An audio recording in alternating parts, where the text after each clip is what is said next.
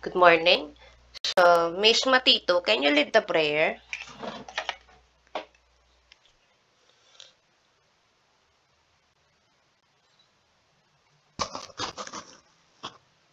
Miss Matito, can you lead the prayer?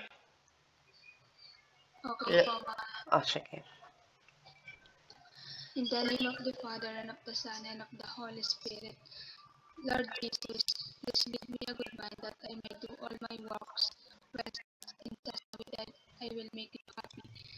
Help me, help me to understand and remember all the things that I must learn.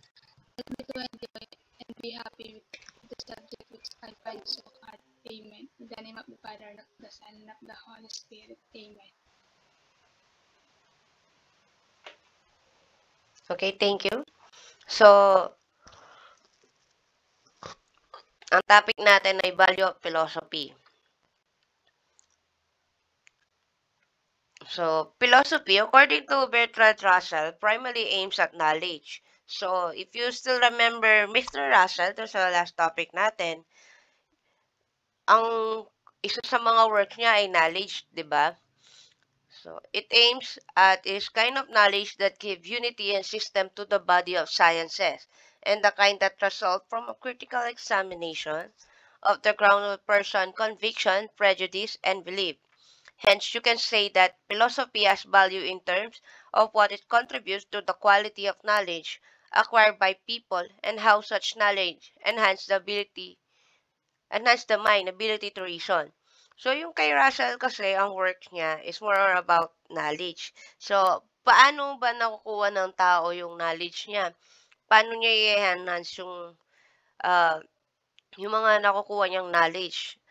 'Di ba, ang alam naman natin, ang knowledge nakukuha siya through study, research, and actual experiences. Then, sabi dito, and the kind that result from critical examination of the ground of a person conviction, prejudice, and belief.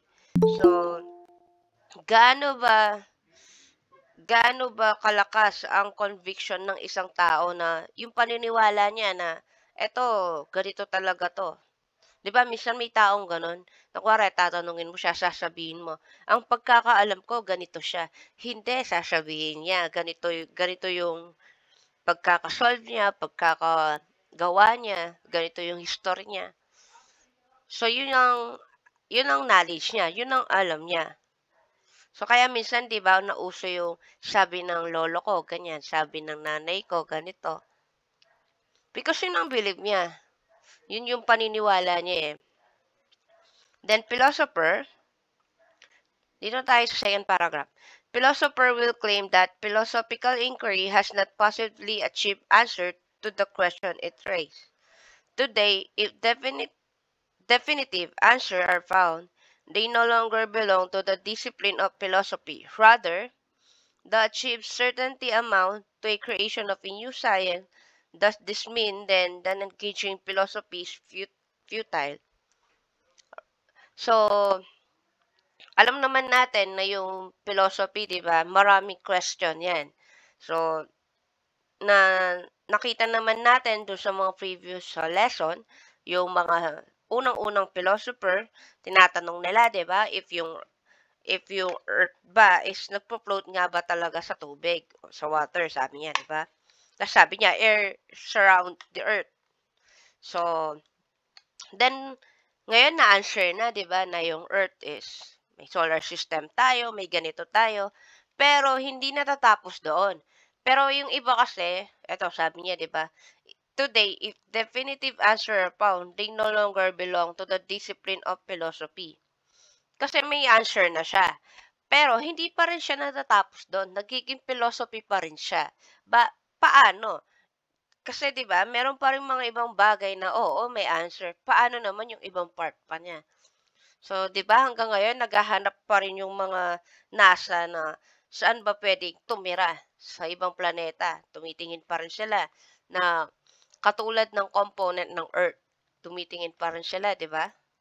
So, kaya nga question dito, ito, does this mean then that engaging in philosophy is futile? So, hindi naman.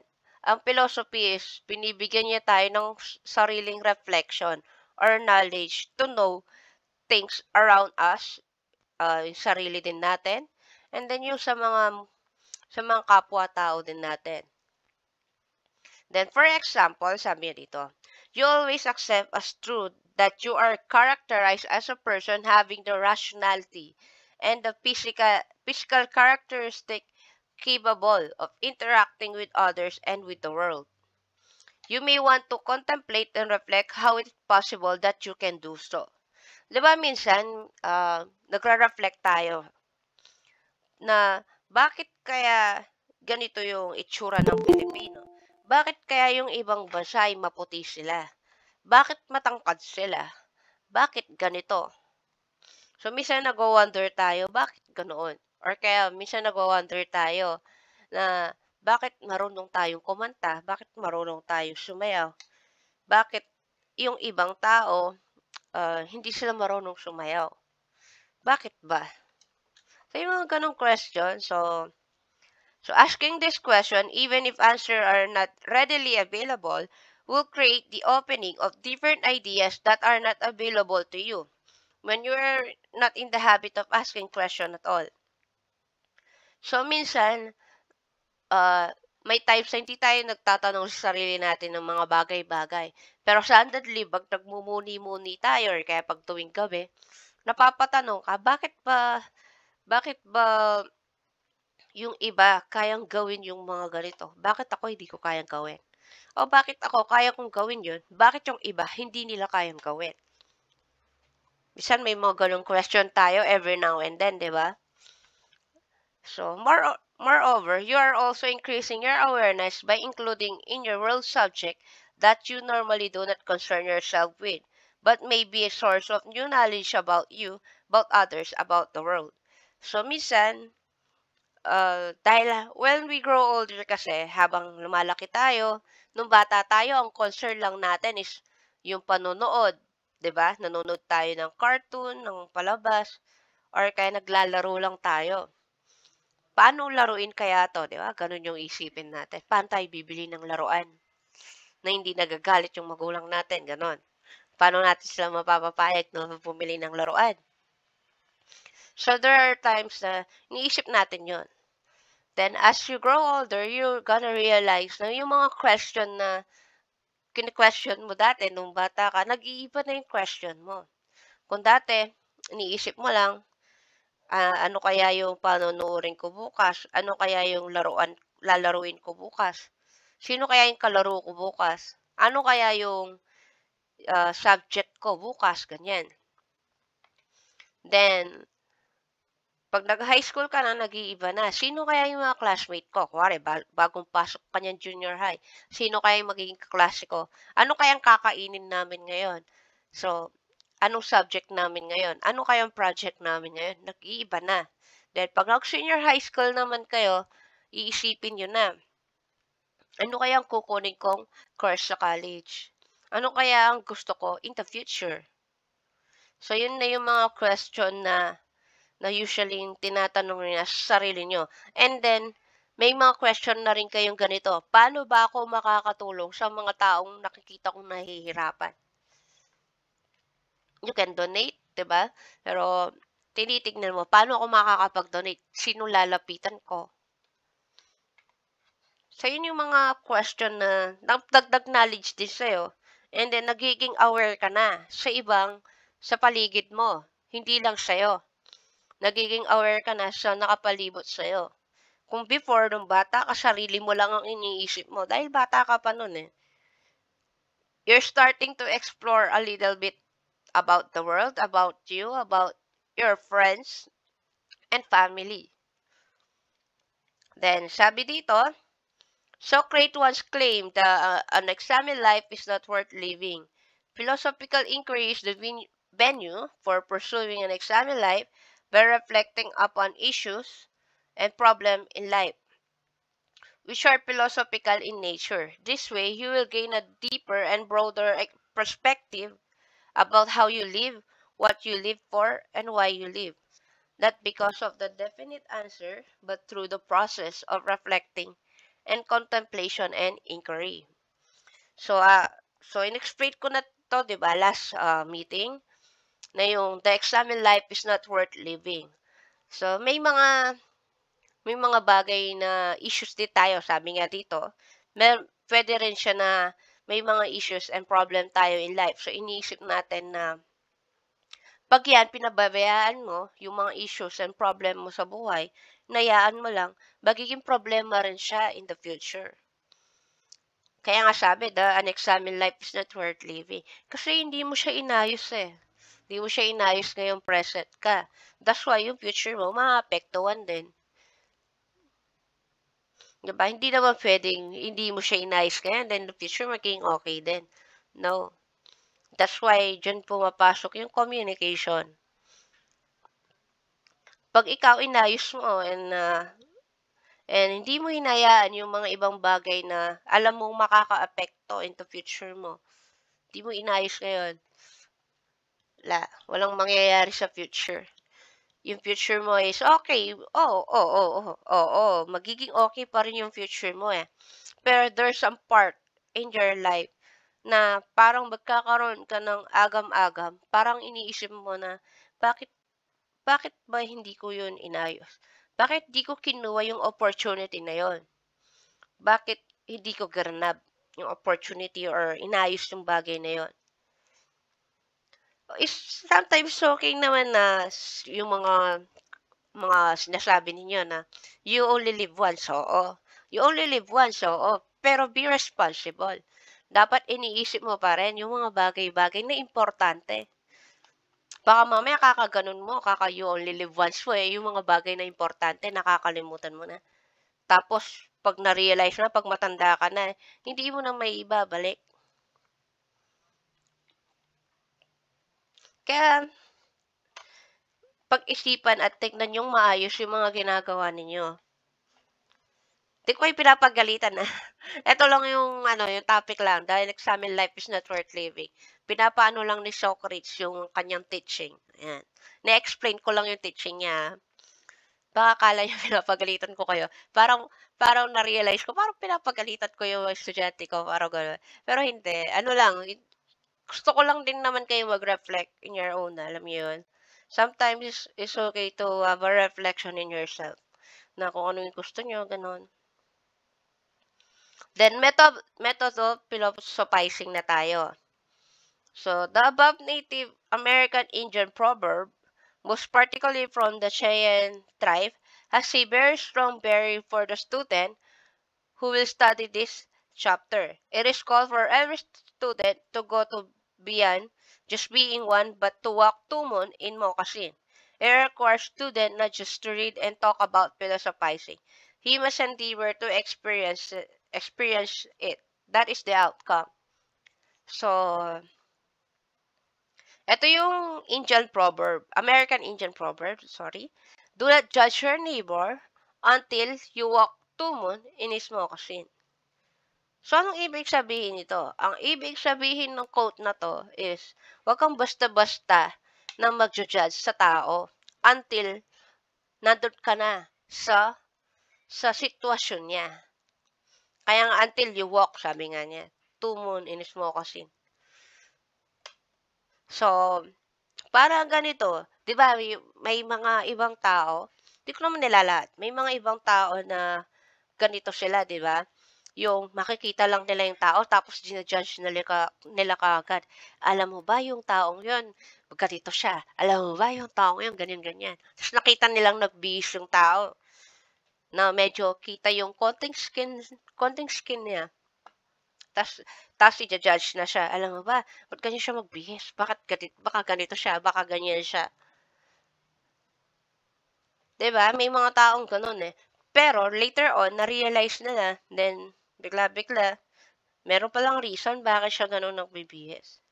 May mga reason pala bakit ganoon yung ayos niya. May reason pala. Oh, 'di ba? So, huwag kayong mag-judge kaagad ng tao na hangga't hindi niyo nalalaman yung dahilan bakit at hindi mo pa na-experience yung gano'ng bagay. So, Be kind, sabi nga nila, always. Be kind always. You'll never know what that person experience. Kahit naman kayo at even I have their own problem. Pero, 'di ba? Hindi naman natin inaano yung problema natin para mag-judge ng ibang tao or anything. So, be kind always. Huwag kayong maging ganoon na porke ganun yung itsura ng taong yun.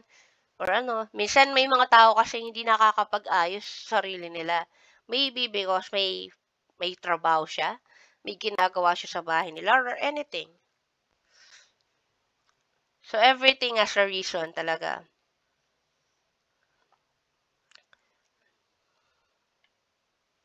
Then, sabi dito, minsan kasi ang philosophy, uh, even sa work ano mo, sa daily routine mo, daily work mo, is makikita mo na, minsan, may nadaanan ka na matanda or kaya bata. Bakit kaya wala ba silang pamilya? Ganon. Isipin mo, wala silang pamilya. Bakit kaya? Bakit mas pinili nilang nandito? May mga ibang taong nakikita natin sa labas, yung mga homeless na tao, ganyan. No, lalo na yung mga matatanda na, minsan nakikita mo sila, dahil pag nakausap mo sila, minsan talagang ano sila, well-spoken. Ma-realize mo yung iba sa kanila is yung iba umalis sa bahay nila, di nila nakayanan yung sa loob ng bahay nila. Or yung iba naman is pinalayas sila kasi wala na silang mabigay na pera sa pamilya nila. May mga iba naman na mas gusto lang nila na nasa labas. So, you'll never know na yung mga taong nakakasalamuha mo is may kwento pala sila. Hindi pala lahat ng mga nasa labas at naging homeless mga homeless talaga, yung talagang mahirap talaga. So, kaya nga sabi ko, 'di ba? Don't judge the person. You'll never know. So, tapos, sabi dito, this is so because anybody who philosophizes is going to translate the world of work. The workaday world is our present world of utility, functionality, accomplishment as one report for work day in and day out. Ayon. So, makikita mo na sabi nga dito accomplishment. So, ano ba yung mga accomplishment mo sa nangyayari ngayon? Nagawa mo na ba yung mga dapat mong gawin ngayong araw na to? Kaya nga sabi niya dito, the work-a-day world is our present world of utility, a functionality, of accomplishment as one report for work day in and day out. So, nagawa mo na yung dapat mo gawin. Nakapagluto ka na ba? Nakapagligo ka na ba? Yung mga ibang dapat mo gawin, naka-accomplish mo na ba? Then, essentially, philosophizing means searching for meaning. So, as we know naman, di ba, philosophy is love for wisdom and knowledge. Ibig sabihin, hinahanap niya rin yung katotohanan. Hinahanap din niya yung ibig yung sabihin ng bagay na hinahanap mo.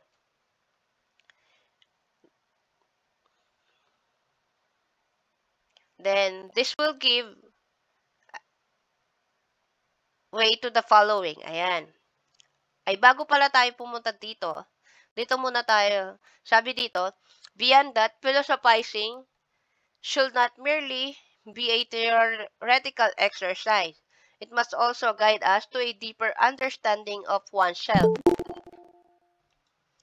Of oneself. It has to be it has to be approached in a broader perspective for it to philosophize.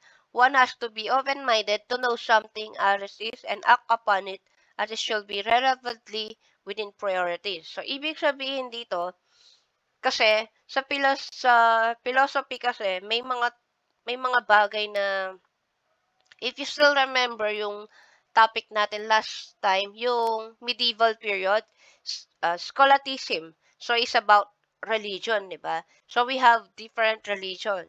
Some of you are not Catholic, di ba? So, sabi dito, one has to be open-minded to know something as it is and act upon it as it should be relevantly within priorities. So, ibig sabihin, maging open tayo sa mga bagay-bagay na paniniwala din ng iba. Na, kuwari, nalaman mo, yun pala yung religion mo. Then, as we know, yung mga ibang religion, may kanya-kanya silang way of praying, di ba? So, we should be, respectful sa kanila. So, parang yung iba din, pag nag-aaral sila sa Catholic school, nire-respect din nila yung, yung religion ng school na yon at yung mga kaklase niya. So, nandun lang siya na nakikipag-participate din siya sa mga mass nila, pero nandun lang siya tahimik at nire-respeto yung bagay na ginagawa ng mga taong nandoon. So, ganun din dapat ang gawin din natin. Respect din natin yung mga taong nakapaligid sa atin and be open-minded na, okay, ganito yung religion nila, ganito yung ano nila. Di ba? I don't know if still remember yung sinabi ko last time. Di ba? Yung best friend ko is iba yung religion niya kaysa sa akin. But still, magkaibigan pa rin kami regardless kung anong ang religion namin because we respect each other priorities, each other belief, each other things na gusto at ayaw namin. So, ganun din dapat yung ginagawa nyo din na be respectful with the people around you. Because, alam mo yun, iba't iba ang belief natin eh. Kahit nga kambal, magkaiba ang paniniwala at gusto din nila. Kahit kambal na sila. So, dito na tayo. This will give way to the following. A way to reveal the truth about the different stages of life and everything associated with it. So, yung philosophy, di ba? Yung unang-una pa niya, yung kay Thales of Miletus, di ba? Gusto niyo malaman ano ba yung tungkol sa mundo natin, tungkol din sa tao. Then, to reveal the fulfillment of the purpose of each stage of life. So, as we grow older, hinahanap din natin yung mga bagay na gusto natin. So, pag na-reach na natin yung ganitong edad, for example, 25, so iniisip mo na, ano ba ang gusto mo sa buhay? What is your purpose in life? Ano nga ba ang gusto mo? Pero, tawag doon, huwag kayong mag-rush. Alam niyo yun? Di lahat ng tao nahanap kaagad yung mga bagay na gusto nila. May mga taong medyo na late nilang nahanap yung bagay na gusto nila. 'Di ba? Sabi ko nga sa inyo before, ako, pangarap kong maging doktor. Pero hindi natupad, 'di ba? Then, medyo, nung time na yon hinahanap ko kung ano ba yung susunod na step ko. Pero, nag-aral ako ng financial, 'di ba? Ng Finman ako. So, habang inaaral ko yon inaayos ko yung pag-aaral ko, habang hinahanap ko din kung ano ba yung iba pang gusto ko. Gusto ko din yung course ko, nagustuhan ko na siya. Nag-e-enjoy din ako. Then, marami din akong natutunan. So, I don't have any regrets kasi talagang kahit na ganoon man, nagamit ko pa rin siya and then talagang pinagsikapan ko. Work hard lang talaga. And then, nung nagtrabaho na ako, ayun, doon ko na-realize na gusto ko palang magturo. So, we have different faith, di ba? Baka iba yung sa inyo, iba yung path ko. Ako, later ko na lang na-realize na gusto ko palang magturo. Before, hindi ko nakikita ang sarili ko na gusto kong magturo. Because, gaya na nga sabi ko, tahimik talaga ako in person. If you're going to see me in person, if makikita niyo ako, tahimik lang ako. Pero, kung gusto niyong kausapin at may problem kayo, ma-approach naman ako. Approachable naman ako. Pero, if you want to know me in a deeper level talaga, I'm really a quiet person. So, ayun. 'Di ba? Hindi mo na, may mga tao kasi parang ganito. 'Di ba? Yung iba, agad nilang na-realize na pangarap nila to. Ito yung pangarap nila. There are some people naman na they don't know ano nga ba ang gusto nilang gawin sa buhay. Ano ba yung pangarap na gusto nila. Pero wag kayong ma-discourage sa gano'n because it is normal. Nangyayari talaga yon. Then, you'll never know later in your life, ma-realize nyo yung bagay na gusto nyo. So, don't be discouraged by that. So, life is not a race, okay? Hindi race ang buhay. Then, to express the way to the realization of these things in a relevant way in order to obtain the best compromise of what we all face in life. So, ang ibig sabihin lang naman nito is, as we grow older, we realize na, eto, na-experience mo to, hindi mo na uulitin yung bagay na yon. Nagkamali ka. Hindi mo na uulitin ng pangalawang beses, di ba? Pag kasing inulit mo ng pangalawang beses yung pagkakamali mo sa buhay mo, hindi ka na natuto nun.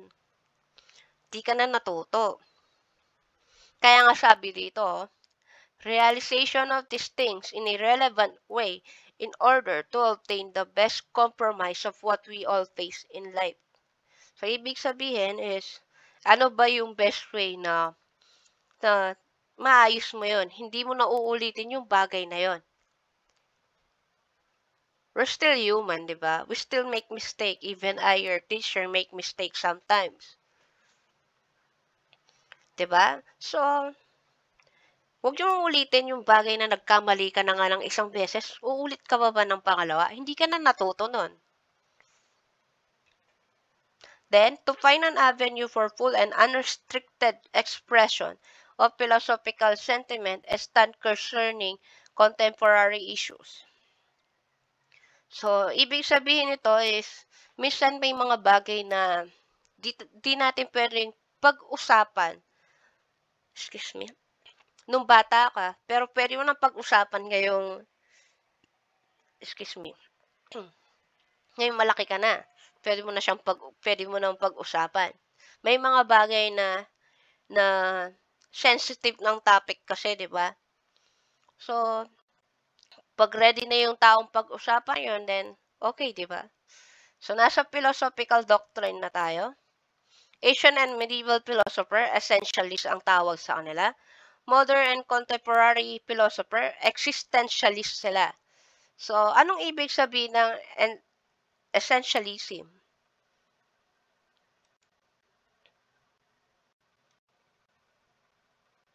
Dali. Ayan, lakihin ko lang ng konti para mababasa nyo. Ayan. It is a philosophical theory asserting that metaphysical essence are real and intuitively accessible. It is a philosophical theory giving priority to the inward nature through substance or constitution, of something over its existence. So, anong ibig sabihin ng essentialism? So, ibig niyang sabihin is, di ba, alam naman natin ang metaphysics is ultimate reality. So, hinahanap niya yung reality. Ano nga ba yung totoo at hindi? Yun ang hinahanap niya. Kaya sabi dito, essentialism believes in the real true essence, which invariable or fixed property that defines what an entity is in its truest sense. Then there is ultimate reality, which is permanent, unalterable, and eternal. The human nature has more just as just as physical body, which is eternal and with an unchanging human nature. So, alam naman natin na yung tayo, hindi lang tayo physical body. May sarili din tayong personality, characteristic, at may thoughts din tayo and memories, di ba? So, a good example of essentialism, may example sila, is when a mother recalls that her first child is naughty, while the second child tends to do naughty things sometimes. This may seem two ways of saying things, but each implies something different. So, magkaiba ang ibig sabihin nung sinabi nung nanay tungkol sa anak niya. Sabi ng nanay is ganito, yung first child niya daw is naughty. Ibig sabihin niya doon na yun ang natural na way ng isang bata. Alam naman natin, ng bata is natural na sa kanya yung pagiging malikot, pagiging, ah, pagiging malikot, 'di ba? 'Yun. Naughty kasi malikot eh, 'yun. And then second child, the mother is suggesting a behavior. So, ine-explain ng nanay yung pangalawang anak niya is malikot minsan. So, ibig sabihin, behavior na ang pinag-uusapan niya. Doon sa unang topic na sinabi niya, yung first child niya, is sinasabi niya na yung mga bata is natural na sa kanila yung pagiging makulit. Tapos sinabi niya ng example yung pangalawang anak niya na behavior na yon. Parang sinasabi ng nanay yun sa first child, nagsasabi siya ng facts about research na ganyan, facts about it. Na yung bata is makulit minsan. Then, yung sa pangalawa, sinasabi ng nanay, yung parang proof, evidence na yung mga bata ay makulit talaga. So, yun ang difference niya. Yun ang essentialism. Yun ang truth, di ba? Yun ang katotohanan. Malikot naman talaga yung mga bata, di ba? Paminsan-minsan, malikot sila. Pero may mga bata din kasing tahimik. May mga batang hindi masyadong naglilikot. Then, types of essential, pero ibang topic na yon. Pero, example lang naman niya to. Para maintindihan nyo lang yung essentialism. Ang essentialism kasi, di ba, sabi ko, hinahanap niya yung katotohanan, yung truth, yung facts. So, type of essentialism na tayo. 5 sila. Mereological essentialism, ethical essentialism, epistemological essentialism, sociological essentialism, and educational essentialism. So, dito tayo sa una. Mereological essentialism is the view that objects have their parts essentially. So, ibig sabihin is, for example, yung scissor. Pag yung scissor, nawala yung isang part niya, hindi mo na siya magagamit, di ba? Hindi mo na siya magagamit kasi paano siya magiging scissor nun, di ba? Kaya nga scissor yun para gamitin natin na as a panggupit. Di na siya gagana. Di na siya same object. Sabi nga niya dito, therefore, if an object loses or gain a part, it would effectively cease to exist in the world and not be the same object anymore. Parang ganito, when you lose someone in your life, parang feeling natin yung yung isang part ng buhay natin is nawala. It's not the same anymore, 'di ba? Pero wag yung iikot yung sarili nyo sa mga ganung bagay, yung parang uh, yung ikot nyo na lang yung mundo nyo doon sa isang tao na yon. I assume that that person wants you to soar high. 'Di ba? Gusto niya din na maging masaya ka, maging happy ka in your life. So wag niyo ano yun yung sarili niyo sa isang bagay. Wag niyo ikulong yung sarili niyo sa isang bagay. Because we deserve better, di ba? We deserve to be happy, sabi nga nila.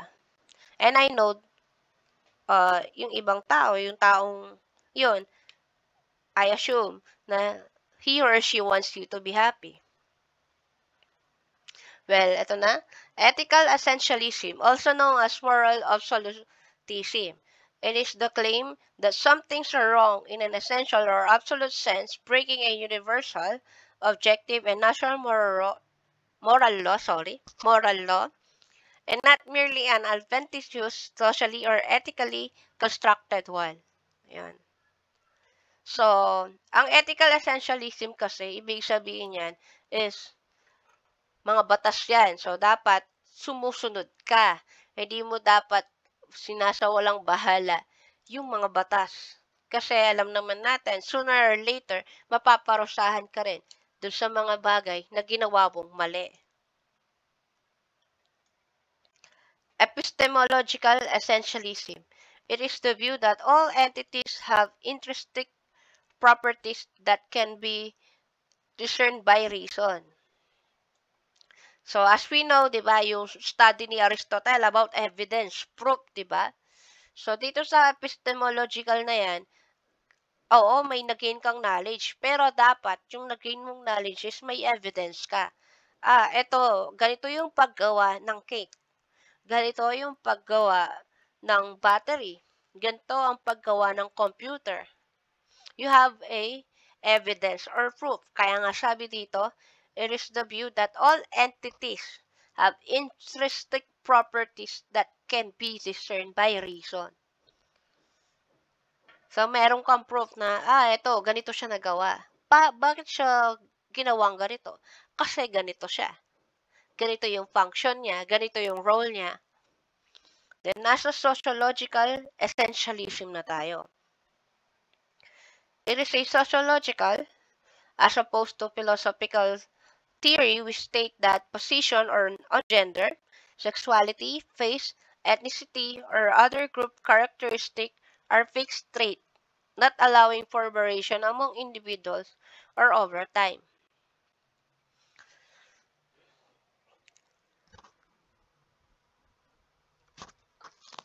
Excuse me. So, sociological essentialism, ibig sabihin yan, dito yung mga concern na mga issues, ng ibang issues, or mga ibang topic na na nakikita natin ngayon, nangyayari sa paligid natin ngayon. Una, gender. 'Di ba nagiging problem din 'yan yung gender? So so ito yung gender niya, sabi niya, pero hindi naman pala yun ang gender niya. Hindi pa naman pala yun. Then sexuality, ayan. Maraming medyo sensitive yung mga ganitong topic kasi sociological to So ibig sabihin, hindi lang personality, di lang gender ang pinag-uusapan dito. Minsan nasa whole. Minsan pati nationality mo pinag-uusapan Saan ka ba galing? Pilipino ka ba o American ka? Tapos tinatanong, kaya nga 'di ba, na ano yung Black Life Matters, Live Matters. Tama ba ako? Basta 'yon, 'di ba? Naging ano 'yun sa social media So, 'yun ang ibig sabihin ng sociological essentialism. So, saan ka ba galing? 'Di ba? Pilipino ka? Amerikano ka ba? O may half ka ba? Then, nagiging issue din ito actually. So, it's very sensitive. And yung religion, kasama din dito sa sociological essentialism. Yung religion. And political, kasama din dito.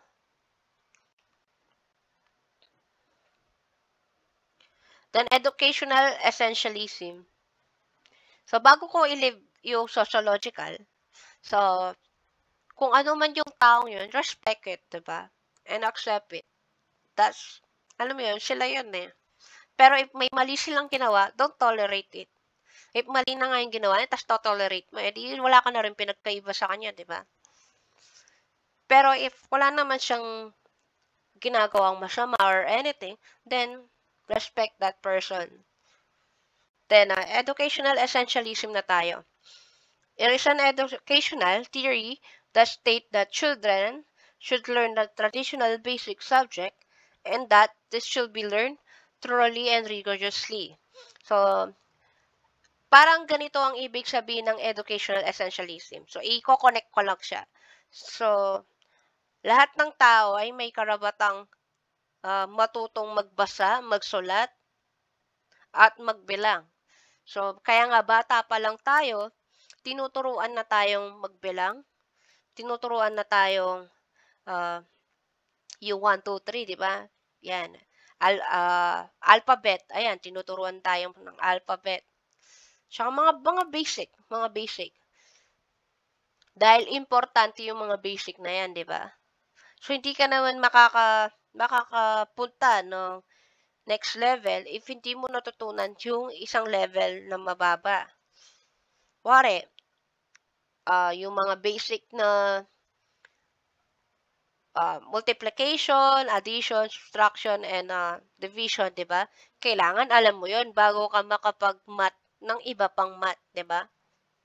Fraction, ayan. So, kailangan yung mga basic na yan is alam natin. Dahil not all can have an education. There are some people na nagtatrabaho na at the young age. So, educational essentialism ang tawag sa mga ganong issues. Bakit ba yung ibang tao hindi nakakapag-aral? Bakit ba? Dahil ba sa poverty? Dahil ba sa ganito? Dahil sa ganyan? So, yun ang ibig sabihin niya. Pero actually, there are some people na kahit na wala silang education, successful sila in life because ang education kasi is more on academic siya. So there are some different kind of knowledge, more different kind of education, sabi nga nila. Outside na 'yon. So yun yung mga sorry. Sorry, nagulat ako dun sa aso namin. Nasaan na ba ako? So as we know, we have a different education. So yung iba is yung education nila is communication skills. Ayan, linguistic skills. If you watch some videos in Facebook, may bata na kayang magsalita ng different language. Isa yon sa mga knowledge yun. Knowledge din yun. So, hindi lang nakafocus ang education sa academic natin. Nakafocus din siya sa mga different skills natin. Art. Ayan. Yung iba, bata pa lang marunong ng mag-drawing. So, knowledge din yon. So, pwede rin naman yon, di ba? So, other type of essentialism, ayan. Tatlo sila. Yung type niya, sortal essence, causal essence, and ideal essence. Yung sortal essence naman, ang ibig sabihin nito, sabi niya dito, it is the set of defining characteristic that all and only members of category share. For example, the essence of a mother will be the property of having given birth to a person. So, ibig sabihin, nagiging nanay siya dahil dahil nanganak siya ng isang tao. Di ka magiging nanay unless if hindi ka nanganak, sabi nila. Yun ang ibig sabihin nito. Pero parang ganito na lang para mas madali yung maintindihan. Medyo complicated yung mga example niya. So, ganito, bakit mo siya naging kaibigan? Naging kaibigan mo siya dahil parehas kayo ng gusto. For example, yung kaibigan mo mahilig siya sa K-pop. So, dahil mahilig siya sa K-pop, so, pati ikaw mahilig sa K-pop, kaya naging magkaibigan kayo. Nagsishare kayo ng isang bagay na gusto ninyo. Or naging kaibigan mo siya dahil nag-ML siya, nagmo-Mobile Legends siya, League of Legends, ganyan, Genshin Impact, Honkai, COD, or PUBG, di ba? So, through that, naging kaibigan mo siya. So, yun ang ibig sabihin ng circle essence. May mga common interest ka, kumbaga, sa isang tao. Causal essence, ayan. It is the entity or quality that causes other category, typical properties to emerge and be sustained, and that confers identity. So, parang ganito ang ibig sabihin ng causal essence. Ayan. So, ang ibig niyang sabihin is ganito. Ikaw, as a person, may different kind of characteristic and personality ka. Pero, bakit yung taong yon naging tahimik? Bakit kaya naging tahimik siya? Kasi ang causal kasi, ibig sabihin kasi ng causal is cause and effect. So, for example, ganito, i-relate ko sa business, no? So, may samgyupsal sa inyo. Meron nang nakatayo na samgyupsal sa inyo. Samji, ayan. May samji sa inyo. So, anong epekto ng samji? Cost yun, di ba? So, ang cost is yung samji. So, anong naging effect ng samji? Ang naging effect niya is yung mga sales ng mga nakapaligid sa kanya is bumaba dahil sa kanya. Cause and effect. Cost yung samji. Dahil may nakatayong samji sa inyo, ang nangyari, yung mga nakapaligid sa kanya na kainan, bumaba yung sales niya. So, yun ang tinatawag na causal essence. Cause and effect yun. So, ideal essence. So, ang ibig sabihin ng ideal essence is, sabi dito, is the view of essence of justice which is of some abstract quality. It has no actual instantation in the world. So, ibig niyang sabihin, is ideal siya. Ibig sabihin nun is, you're not really sure na mangyayari ba siya o hindi. Or mangyayari siya pero hindi agad-agad. Kaya nga, it has no actual instantiation in the world. Parang ganito, may ideal kayo na gustong mangyari in the future pero you're still not sure if mangyayari ba talaga yon. Existentialism has the following general characteristic.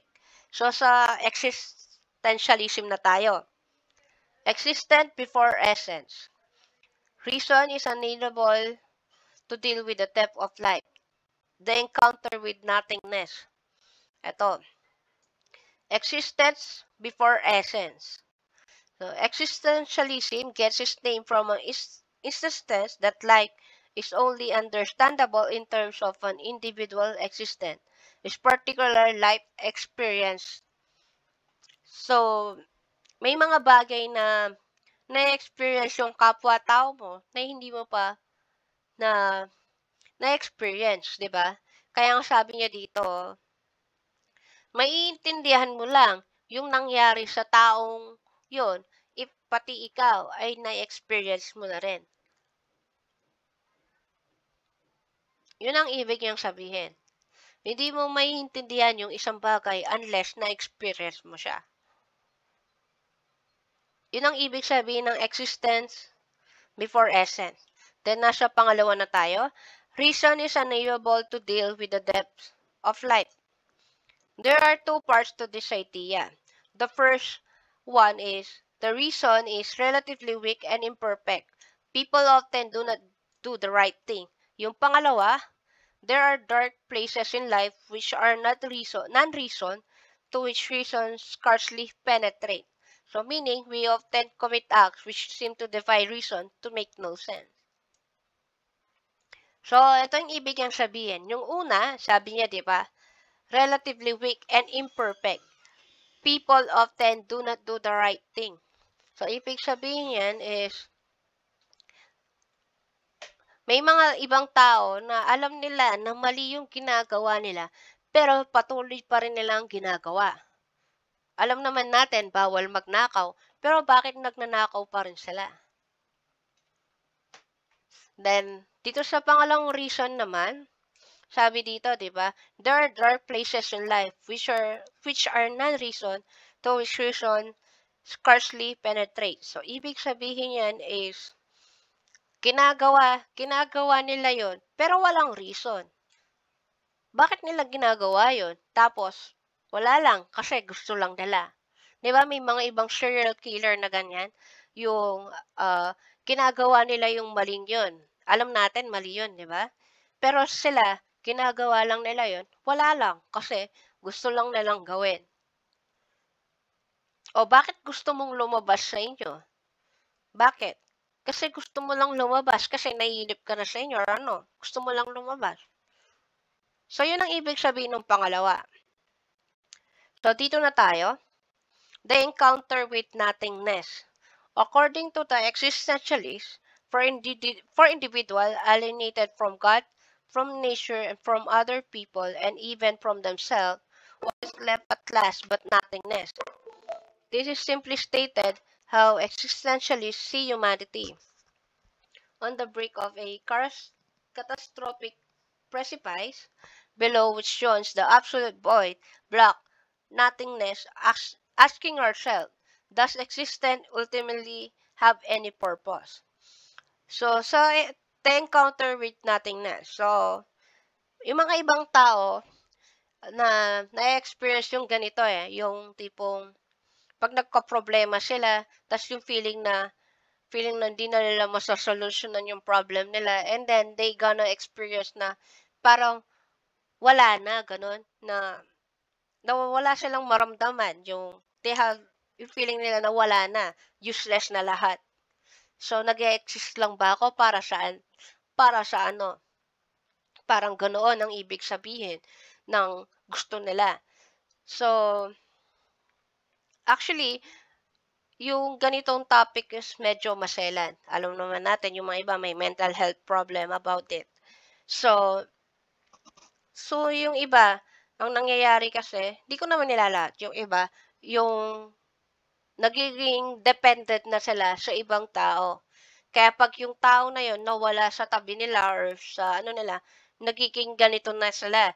Yung feeling nila wala na silang kasama, wala na silang kakampi, wala na silang magka-guide sa kanila. So, minsan, it's okay to save some from yourself. So, kaya ang sabi dito, ito yung question niya. Does existence ultimately have any purpose? You have a purpose in life. You have a purpose in this world. So, is for you to find out kung nasaan ba yung purpose in life mo. Pero hindi agad-agad is makikita mo siya. Sabi ko nga, yung iba agad nilang nakita, yung iba hindi. So, wag yung hayaan na kaya sabi dito, the encounter with nothingness. Na hindi po, na di mo naman kasi madadala yan sa kabilang buhay, di ba? Lahat ng pera, lahat ng ano, di mo madadala. So, learn how to love yourself. Yun lang ibig sabihin ng the encounter with nothingness. So, kahit na mawala pa yung mga bagay na pinanghahawakan mo ngayon, alam mo pa rin na ikaw is intact ka pa rin. Nandun pa rin yung ikaw. So, yun ang ibig sabihin na to. So, may activity kayo later, is-send ko mamaya. So, hanggang dito na lang yung topic natin for today. So, Miss Matito, can you lead the prayer? The ending prayer. Okay po, ma'am. In the name of the Father, of the Son, and to the Holy Spirit. Amen. Glory be to the Father, and to the Son, and to the Holy Spirit, as it was in the beginning, is now, and ever shall be, world without end. Amen. Okay, thank you, Miss Matito. And have a nice day sa inyo. And ingat kayo. And kain na kayo kung di pa kayo kumain. So, i-upload ko to later. So, goodbye. Ingat. Thank you po.